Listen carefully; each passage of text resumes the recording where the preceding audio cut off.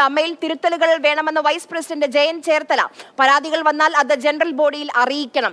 പലതും മൂടി വെച്ചിരുന്നുവെന്ന് ഇപ്പോഴാണ് അറിയുന്നത്. ഹേമ കമ്മിറ്റി റിപ്പോർട്ട് ചർച്ച ചെയ്യാൻ ജനറൽ ബോഡി വിളിക്കേണ്ടി വരും. താൻ അമ്മയിൽ മത്സരിച്ചത് സംഘടന സുതാര്യമായിരിക്കണമെന്ന നിലപാട് മുന്നോട്ട് വെച്ചാണെന്നും ജയൻ ചേർത്തല പറഞ്ഞു. ജനറൽ സെക്രട്ടറി സ്ഥാനത്ത് നിന്ന് സിദ്ദിഖ് രാജിവെച്ച ഒരു അനിവാര്യമായ ഒരു രാജിയായിരുന്നു.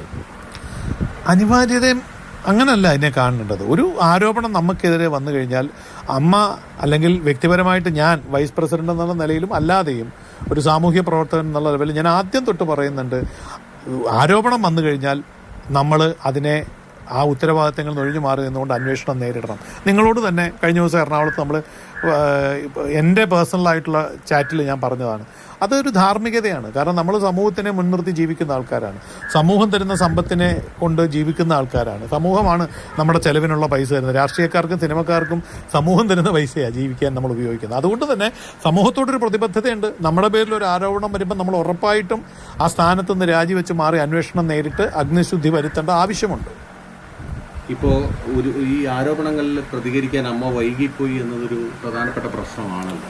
അല്ല, പല കാര്യങ്ങളിലും ആരോപണങ്ങളിൽ മാത്രമല്ല. ഞാൻ അമ്മയുടെ ഇന്നെന്നല്ല, ഞാൻ വൈസ് പ്രസിഡന്റ് ആകുന്നതിന് മുമ്പ് മമ്മൂക്കയ്ക്കെതിരെ ഒരു സൈബർ ആക്രമണം ഉണ്ടായപ്പോൾ ഞാൻ പറഞ്ഞില്ല അമ്മ പ്രതികരിക്കാൻ വൈകിപ്പോയി എന്ന് പറഞ്ഞ ആളാണ് ഞാൻ.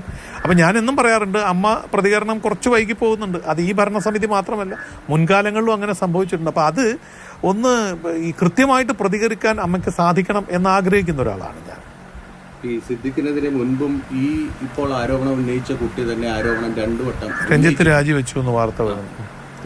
രഞ്ജിത്ത് രാജിവെച്ചു. അതുപോലെ ഈ സിദ്ദിഖിനെതിരെ ആരോപണം ഉന്നയിച്ച കുട്ടി തന്നെ നേരത്തെയും ഈ ആരോപണം പരസ്യമായി ഉന്നയിച്ചിരുന്നതാണ്. അന്ന് പക്ഷെ ഒരു നടപടിയിലേക്കോ അല്ലെങ്കിൽ ഒരു കൃത്യമായ അന്വേഷണത്തിലേക്കോ പോകാതിരുന്നത് ഒരു വീഴ്ചയല്ലേ? ഉറപ്പല്ലേ, അതിനെന്താ സംശയമുള്ളൂ? അതിനൊന്നും നമ്മൾ അനുകൂലിക്കുന്നില്ല.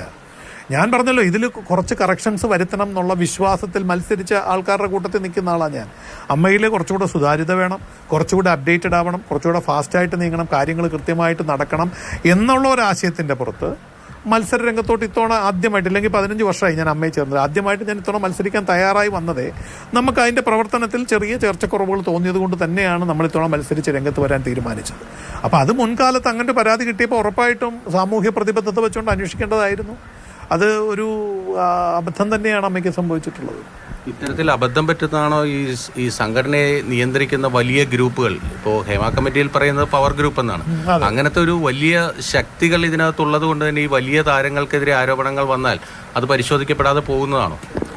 അതിനെക്കുറിച്ച് എനിക്കറിയില്ല സത്യത്തിൽ. പക്ഷേ ഇപ്പം ഞാൻ ആദ്യം പറഞ്ഞിരുന്നു പവർ ഗ്രൂപ്പ് എന്നൊരു സംഭവം ഉണ്ടോ എന്ന് പോലും എനിക്കറിയില്ല എന്ന് ഞാൻ പറഞ്ഞതാണ്. നിങ്ങളുടെ തന്നെ ഞാൻ പറഞ്ഞിട്ടില്ല. പക്ഷേ ഇപ്പോൾ പലരും നമ്മുടെ സഹപ്രവർത്തകർ പറയുന്നു അങ്ങനൊരു പവർ ഗ്രൂപ്പ് ഉണ്ട്.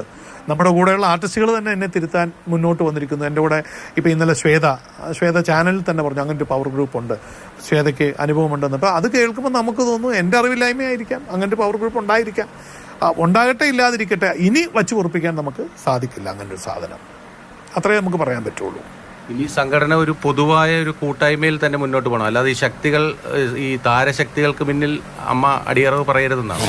ഈ താരസംഘടന ആയതുകൊണ്ട് തന്നെ താരങ്ങളുടെ അഭിപ്രായങ്ങൾക്ക്, അല്ലെങ്കിൽ താരങ്ങളാണല്ലോ ഈ സംഘടനയുടെ നയിച്ചു കൊണ്ടുപോകുന്നത്.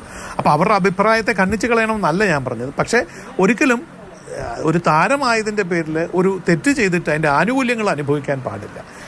പ്രയോറിറ്റിയും ജസ്റ്റിസും എല്ലാവർക്കും 1 to 506 ഒന്നാമത്തെ മെമ്പർ തൊട്ട് 506ാമത്തെ മെമ്പർ വരെ ജസ്റ്റിസ് എല്ലാവർക്കും ഈക്വൽ ആയിരിക്കണം. നീതിപൂർവമായിരിക്കണം തീരുമാനങ്ങൾ, സമൂഹത്തോട് നീതിപൂർവമായ കാഴ്ചപ്പാടായിരിക്കണം അമ്മയ്ക്ക്. അതിൽ യാതൊരു സംശയവുമില്ല. അമ്മയുടെ എക്സിക്യൂട്ടീവ് ചേരുമെന്ന് പറയുന്നു. അങ്ങനെ എന്തെങ്കിലും തീരുമാനം ഔദ്യോഗികമായി എടുത്തിട്ടുണ്ടോ? ഒരു വേഗമായിട്ടൊരു തീരുമാനം നമ്മൾ എടുത്തിരിക്കുന്നത് എല്ലാവരുടെ അവൈലബിലിറ്റി കണക്കാക്കിയിട്ടാണ്. കാരണം പലരും ഇപ്പോൾ ബാബു ആണെങ്കിൽ ഹൈദരാബാദ് ആണുള്ളത്, ലാലേട്ടൻ കേരളത്തിൽ ഇന്ത്യയിൽ തന്നെ ഉണ്ടോ എന്ന് എനിക്ക് സംശയമുണ്ട്. അദ്ദേഹം ഒരു ഹോസ്പിറ്റലിൽ എവിടെയാണ്. പിന്നെ ഞാനിവിടെയാണുള്ളത്, ജഗദീഷ് ചേട്ടൻ തിരുവനന്തപുരത്താണ്, ജോയ് മാത്യു ചേട്ടൻ അവർ കോഴിക്കോട്. അങ്ങനെ പലരും സ്കാറ്റേഡ് ആയിട്ട് നിൽക്കുകയാണ്.